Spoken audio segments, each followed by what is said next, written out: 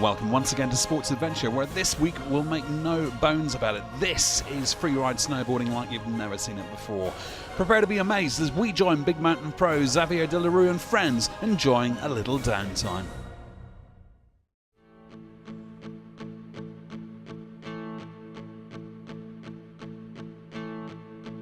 The beginning of the year, it's usually hard to film anywhere in the world. Like there's usually not good enough snow, like the snow doesn't stick on the high alpine lines, so we can't really go and make some big lines. Definitely not the most epic footage, but it's just December.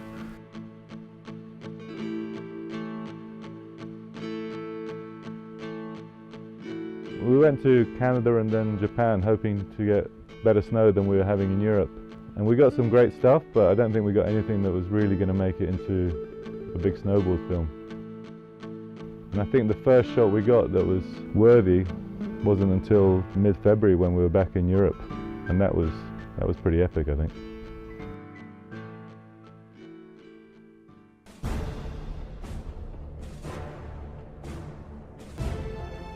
I think we went from New Year's till about the 18th of February without seeing a flake of snow.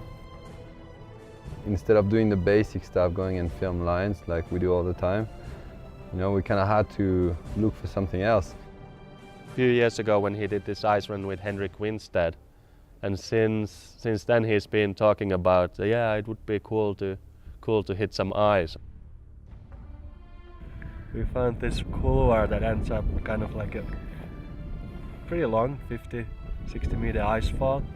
So the plan is Xavier coming in, making a few turns in a couloir, and then just points down. Straight lining over a sheet of ice. I mean, this is something that he's never done before, that maybe people have never seen before, that nobody's really tried before. When there's nothing else to do because you're having a terrible season as far as snowfall here in the Alps, why not try something like that?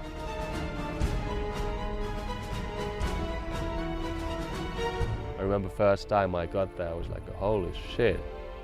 For sure he pushed the limits, it was almost too much.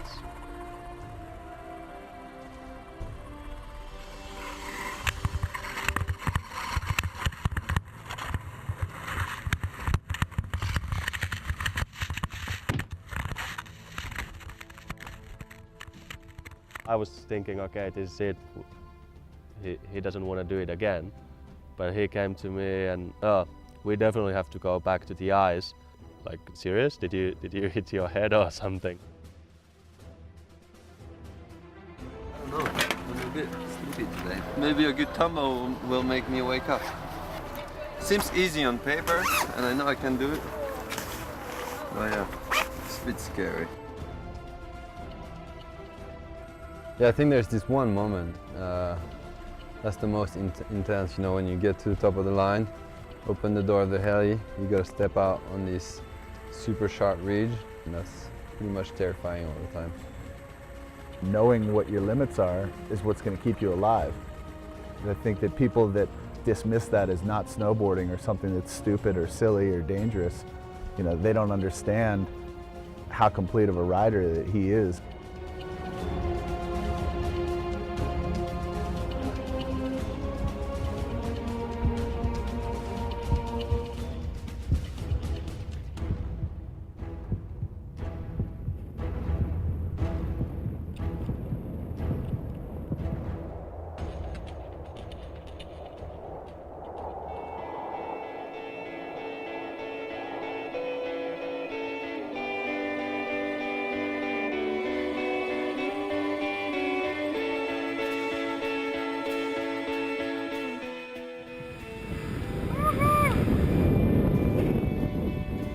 I never seen anything like that before.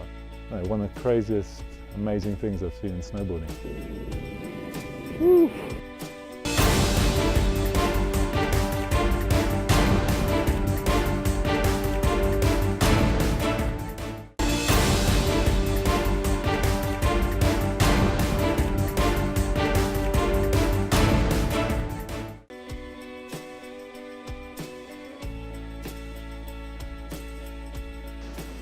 I know that people find my riding dangerous and crazy because I'm going fast. But to me, what scares me in the whole snowboarding that I do is not my actual riding, it's more the snowpack. And basically the way I ride is directly linked to that fear. Every time I'm at the top of a line, I'm like, okay, this could break, so I'm just charging down. And just like, even if it doesn't make sense, you know, people see me going straight lining all the time and they're like, oh yeah, you go so fast. But it's just because I'm freaking scared.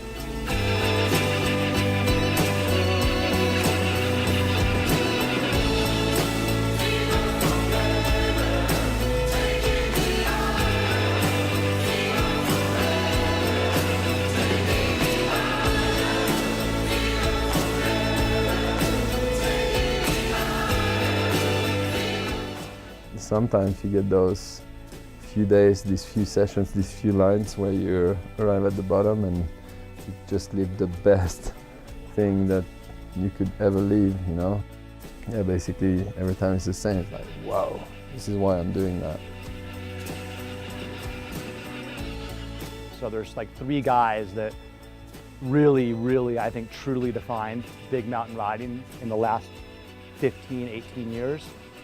We got Tom Burt, Jeremy Jones, Xavier. You know, if I'm going into serious lines, he's kind of the ultimate riding partner to have.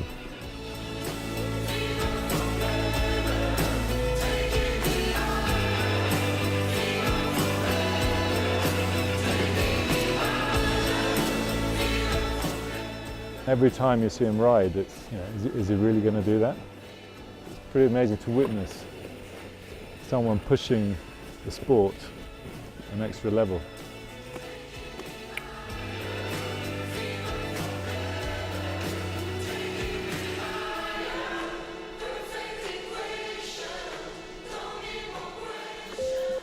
Hey Guido, this is Xavier. I'm just reading this email, and the heli operator in AK pulled out. Yeah, we're in trouble. There's no snow, and yeah, maybe Haynes could be an option, but we absolutely need to find a solution. By the way, I just lost the World Tour. Okay, talk later. We got to, I think it was the beginning of April, and we didn't have enough for a part. First off, we were supposed to go to Palmer to this new spot and explore all this new terrain, and the conditions were basically horrible. So at that point, we decided to pull the plug on Palmer and go to Haynes instead. We showed up here, you know, like Alaska being famous for rain, bad weather, lots of snow. And from day one, it's been on. It's been on, and epic. When Todd Jones first asked me to come up to, it was actually up to Skagway. We had a standard crew with us. Mike was on that trip actually, and had a kind of a rough time in Skagway. And on the last day, we flew over to Haynes. Lo and behold, perfect fluted spines, 1,000 to 2,000 foot long lines with just perfect runouts, nice LZs, and just like, oh my gosh, this is where we should have been the whole time.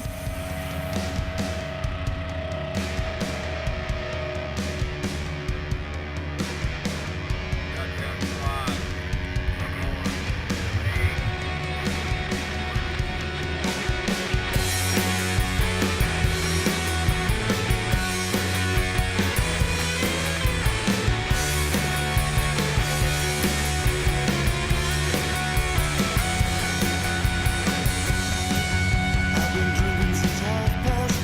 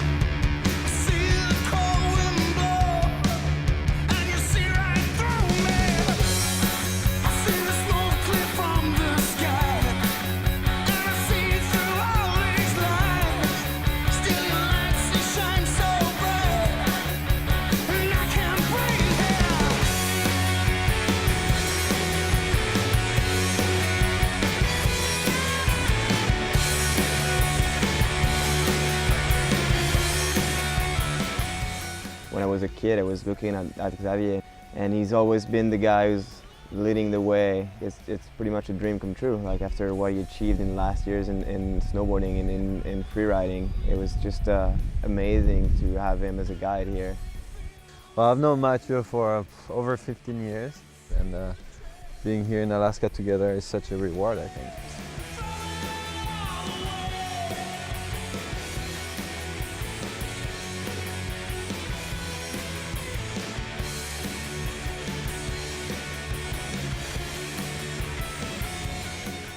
First time here in Ains and AKA, I get it like 4 days straight, and we get it like so good. I realized, okay, this is gonna be good. It's gonna save the season quite a lot. By the time we got to Haines, I think they had one good day of riding in the whole season. We got 4 days of perfect bluebirds, perfect conditions, perfect snow, and it was amazing. We got our part.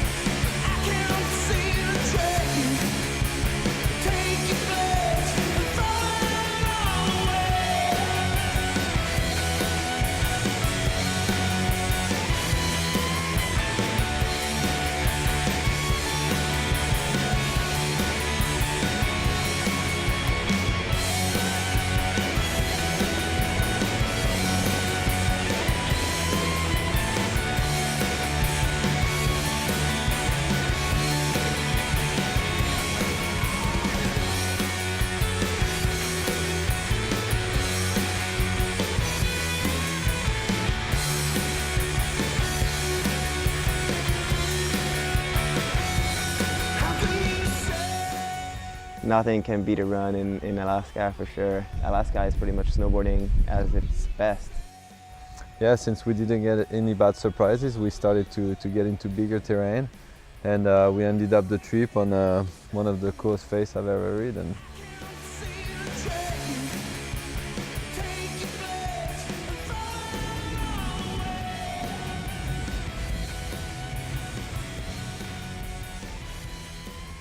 Alaska in 3 words is like ice cream, spines, and slough. Ice cream. Yeah, ice cream, because those peaks look like ice creams, I think.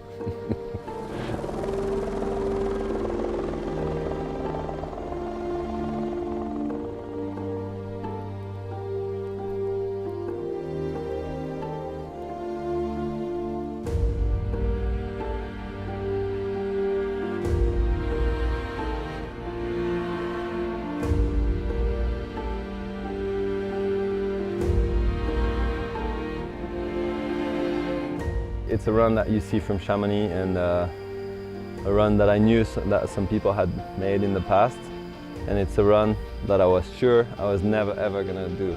Hey man! Straight from let off. Good? Yeah. You want me to take that? When we're gonna wrap up, we're gonna be below this area. Yeah, we will be below the rocks, whatever we do. I think change the crampons here, okay. And then maybe downtime to here, and they just find the best anchors. You know, in Chamonix you can do almost any steep line in one day from the first lift. The objective is to reach that main point out there, and from there on it's gonna be gnarly. Welcome to Chamonix. Guy du Plan is one of the most mythical ski descents in Chamonix, and I think it's because of its beauty and because of its complexity. It's like snowboarding, mountaineering to its fullest, I think. Like, you know, there's a lot of stuff going on, lots of problems to solve, and you learn a lot, but at the same time, you put yourself on the line all the way down. After hiking all the way, all along the ridge, I remember saying to Andreas, like, my feeling, you know, that touching the snow, that it was as good as it could be in terms of stability. You know, I have really no problem taking risk, you know, when it's me playing with it. But when it comes to being under the goodwill of the mountain to take you down or not, you know, I don't like snowboarding anymore.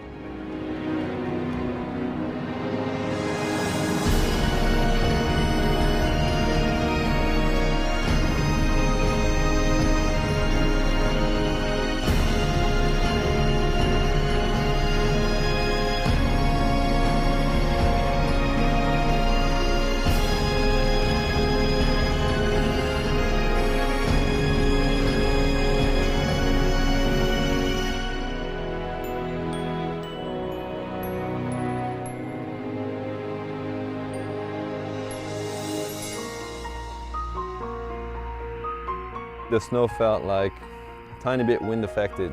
Andreas comes and I could see also him hesitating a bit. He straight away said, look, this is a big slab, and like from there on we decided to just play it safe. The slab went from here. This is the crown.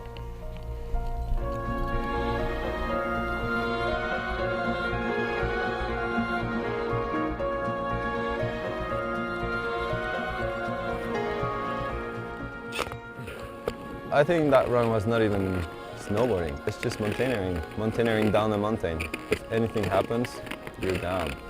It's like you're trying to snowboard down with a gun on your head and somebody's holding it and you don't know if they're gonna shoot or not. I'm glad I did it for the experience. I've done it and it's not my cup of tea. I like when it's technically hard, when I don't know that I'm gonna be able to make it. You know, when you walk from home and you don't really know how this is gonna end.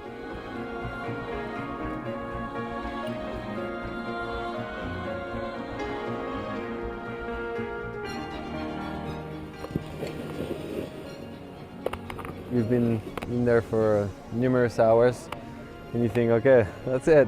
No. It's still like, I don't know, pretty much, we did 6 more rappels.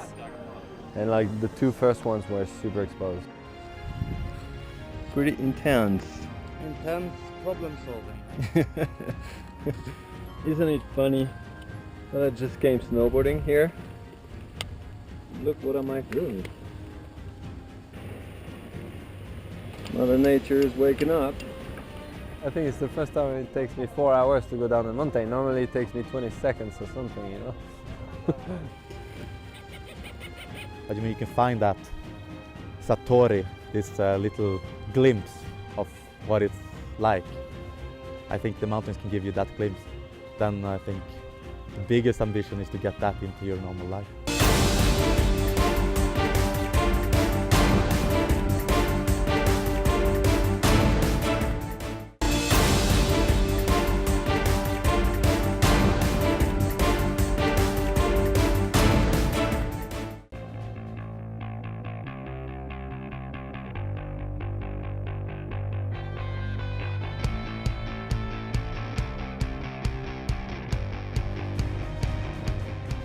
That day we had with Samuel Anthematten, Tara claimed it as the best day ever. Silverhorn. It's just down this face here. Then maybe, like you told me, cross over to the next one. You see the big crevasse in the middle? You know, go around that. The Anthematten brothers, their skills as climbers and alpinists are absolutely second to none. But the fact that they also have a progressive free riding aesthetic that they bring to skiing in the big mountains, it makes for perfect partnership with Xavier. Samuel decides at 24 years old that he wants to compete on the Freeride World Tour, and in his first season he gets runner-up, you know, to some of the biggest names in the freeriding world. I like to have this alpinism background. To be always in the mountain gives you a little bit confidence, also to ride steep faces.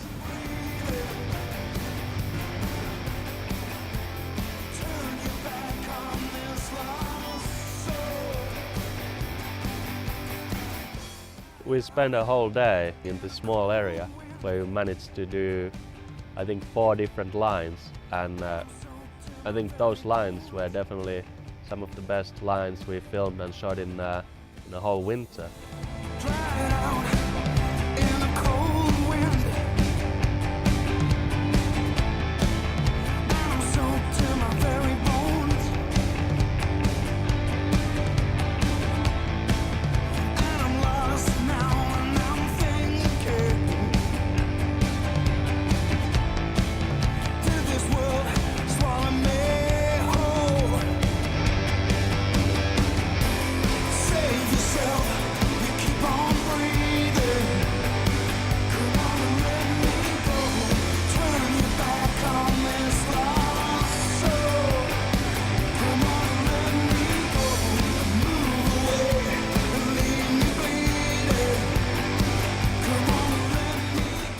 It's very different from classic Alaskan shots. We're shooting big lines, you know, like 4,000 meter peaks. We rode the Nolan off the Monk. I don't know how to pronounce it. It's like one of the classic 4,000 meter peaks in the Alps. It sits between the Jaeger and the Jungfrau. So you have this big face, the Eiger North face, that has so many histories on it. But Mönch has also a big north face, and what the Mönch have is lines that you can ski. He's riding these like big European lines. A lot of the Tom Burton, Jeremy Jones stuff was filmed in Alaska and Tahoe and Jackson Hole, so it's cool to watch Xavier ride these big style lines where you might have an ice axe and you're climbing something. Maybe there's even a rappel involved. So it's kind of cool to see him do those lines too.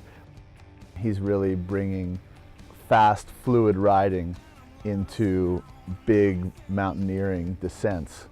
You know, there's only a couple of people in the world that are doing that right now. I mean, the feeling of skiing on one of those open faces and knowing that it ends and closes out, you know, that takes a lot of balls. Anything goes wrong, you're not just falling down that face. If you fall, you die.